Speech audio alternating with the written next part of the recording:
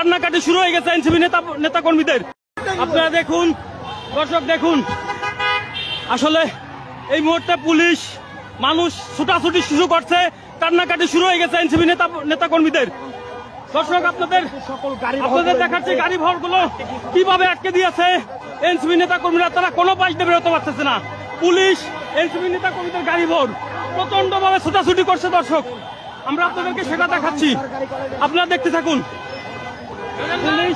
Police control করতে পারছে মুহূর্তে কিন্তু সেনাবাহিনীর দেওয়া খেয়ে কিন্তু এক ছাত্রলীগ কর্মী কিন্তু নদীতে নেমে কিন্তু সাঁতরে যাচ্ছে, সাথে কিন্তু একজন সেনাবাহিনী পরে দিয়েছে।